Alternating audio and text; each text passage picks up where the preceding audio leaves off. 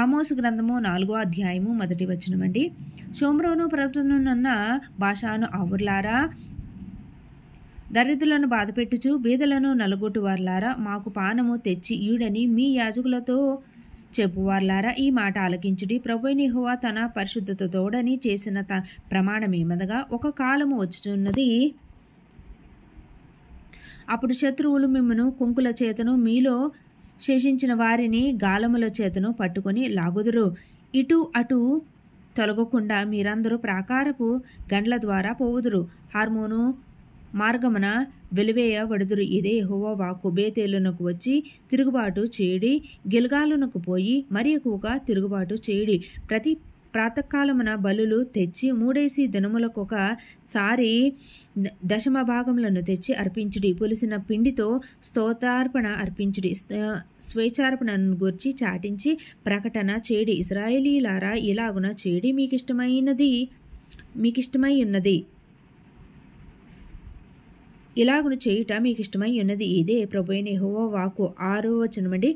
మీ పట్టణములన్నిటిలోనూ నేను మీకు దంతశుద్ధి చేసినను, మీరున్న స్థలములన్నిటిలోనూ మీకు ఆహారం లేకుండా చేసినను, మీరు నా తట్టు తిరిగిన వారు కారు.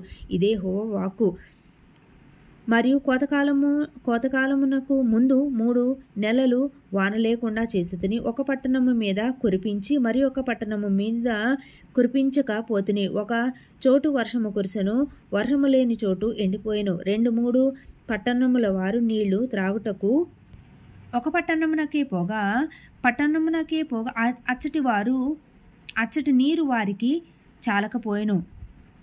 ఆయనను మీరు నా తట్టు తిరిగిన వారు కారు. ఇదే యెహోవా వాక్కు. 9వ వచనమండి. మరియు మీ సస్యములను ఎండు తెగులు చేతను కాటిక చేతను నేను పాడు చేసితిని. గొంగళి పురుగు వచ్చి మీ విస్తారమైన వనములను, ద్రాక్ష తోటలను, అంజూరపు చెట్లను, ఒలీవ చెట్లను తినివేసెను.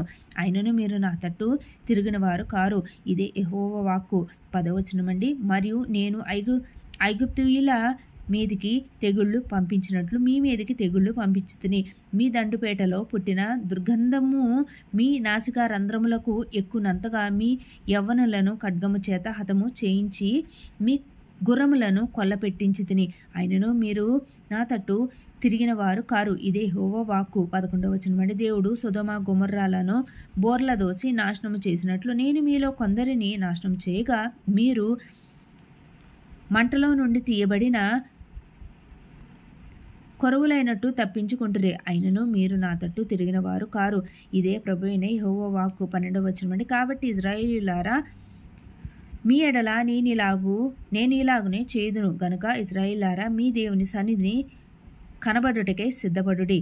13వ వచనమండి. పర్వతములను నిరూపించువాడును గాలిని పుట్టించువాడును ఆయనే. ఉదయమున చీకటి కమ్మజేయువాడును మనుషుల యోచనలు వారికి తెలియజేయువాడును ఆయనే. భూమి యొక్క ఉన్నత స్థలముల మీద సంచరించు దేవుడును సైన్యములకు అధిపతినగు యెహోవా అని ఆయనకు పేరు. నెక్స్ట్ అధ్యాయం 5వ అధ్యాయం అండి.